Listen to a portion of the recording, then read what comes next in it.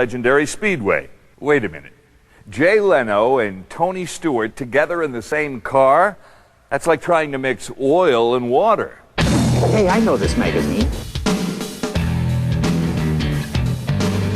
Well, I'm a big car guy, and they invited me to come down and drive the pace car this year at Daytona, and it's a big thrill and a tremendous honor. I mean, you're driving the pace car at Daytona. What's more exciting than that? We thought it would be great, since Jay has never driven at Daytona, to have Tony Stewart come out and give him a driving lesson. Remember his dad from A Wonderful Life, terrific actor. Well, his kid's racing now. Well, if we can keep him from doing donuts during the pace laps, I think we're all going to have a pretty enjoyable experience, and I think he'll enjoy it. It's nice to go 140 without cops behind you making yelling and screaming and saying you're speeding. We know he's a big car enthusiast, and we enjoy having him around. He's a lot of fun. All right, what do you got? Tails. You lose. I'm driving. Let me see that coin. Get in!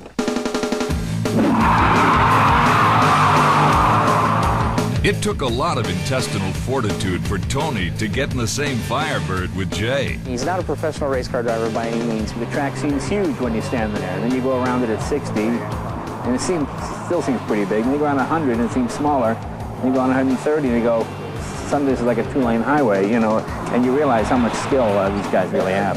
He's never been around the Daytona International Speedway till today, and it was nice to be able to take him out and just show him some pointers of what running on the high banks is all about. He's been around Indianapolis, but it's a lot flatter of a racetrack, so I think it was a unique experience for him today, getting on the high banks and really seeing what these cars could do.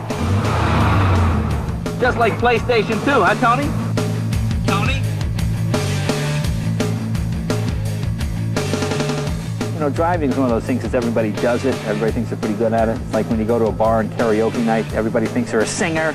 They're not. They're not. And you know, it's fun to go out on the track and pretend to be a race car driver, and then when you actually have a real race car driver sitting next to you, or you're in the passenger seat, you realize, no, let's just keep dreaming. I can tell you one thing: when we're out there and it was just the two of us, he wasn't poking fun at anybody. He was concentrating pretty hard on what he was doing behind the wheel. It is fun to, just to ride with those guys and see what they do, and try to, through osmosis, try to pick up something. So, does Jay get a passing grade, Tony? He did okay. He's got room for improvement, but we got room for improvement. It's like school. Jay has the ability, but does not apply himself. If Jay wanted to, he could blank. Thank you, Tony, for that encouragement. We'll get him where he needs to be. Yeah. I'm feeling secure that my Home Depot ride's going to be just fine. I'm not going to lose him. No, he thinks I should be at Home Depot, is where he thinks I should be, not at the track. It took a lot of intestinal fortitude for Jay to teach Tony stand-up comedy. I'm going to help him with his stand-up. Yeah, he's going to be doing stand-up on the show pretty soon, so we want to give him, young comedian Tony Stewart. You know the difference between the LA freeways and Daytona? You're not supposed to trade paint and rub the other guys at Daytona. Tony, I think you should keep your day job. As far as telling jokes, I'd have to give the nod to Jay. The other star in attendance was the 2002 Collector's Edition Firebird Trans Am. The cars that are running on the track today, one of them is the pace car that Jay Leno will drive at Daytona. A lot of horsepower, a lot of torque, and it's very fast. The only difference between the Collector Edition pace car that he's driving and the one that you can buy at your Pontiac dealer is that there's a little change in the graphics package, and we have strobe lights. Other than that, there's no modifications on the car whatsoever. You can just tell your wife and the insurance company, no, look, honey, it's very practical. It's got a back seat and it folds down. When Pontiac says they produce excitement, they do. It's amazing to take a production car and be able to put it through its paces on a racetrack and really put the car through a hard run and see what it was capable of doing. It's just unbelievable what this Firebird will really do on the racetrack. I really like the black wheels on the car, and just the look. It's got a lot of attitude, in my opinion, and that's something that you miss a lot of in this day and age of automobiles is performance and attitude, and that's what the Firebird has. It has plenty of attitude and plenty of performance to back it up. So guys, what are you going to do for an encore? We have a line of matching clothing coming out in the fall. Stewart Leno collection. Okay, tell Jay I'll be able to do the Tonight Show next week, all right? Hold on 1 second. Hey, coming up next on Hot Rod Magazine TV, we're going to unlock the mystery of Shell in Burbank, California for making this great hot rod jacket. Ever since the first Firebird rolled off the assembly line 35 years ago, Pontiac's wide track answer to the Mustang has always been about style and performance.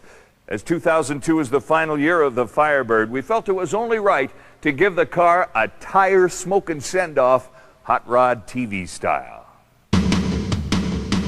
Before 1967, of course, the term Firebird had been applied to a number of turbine-powered experimental show cars. Looking back, you don't think of those turbine cars, you think about the pony cars that bore its name.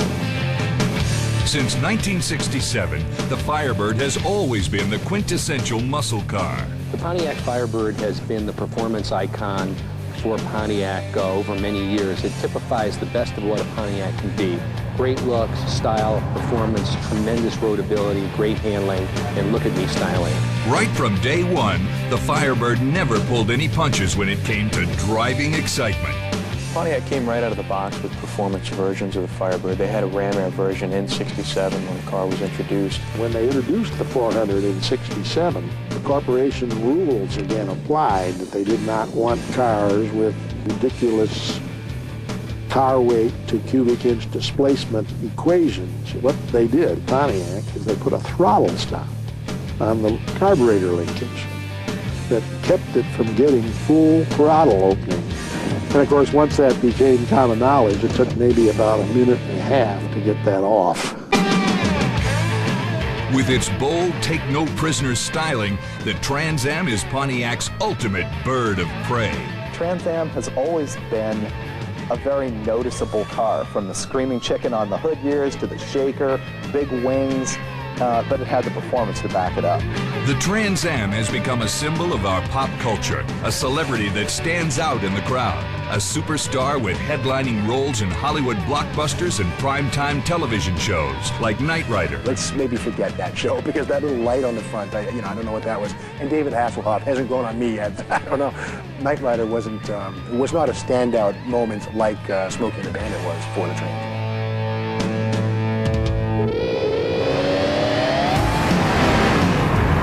It is kind of ironic that Pontiac named their car the Trans Am when Pontiac's Trans Am effort was kind of limited.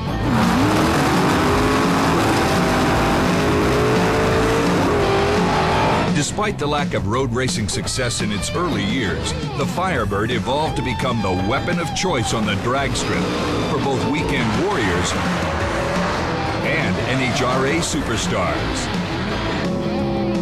The aerodynamic bird has also become a dominant force on the Salt. One of the highlights for me that sticks in my mind of Firebirds throughout the years being at Bonneville when Jerry Kugel ran 300 miles an hour in an essentially aerodynamically stock Firebird body.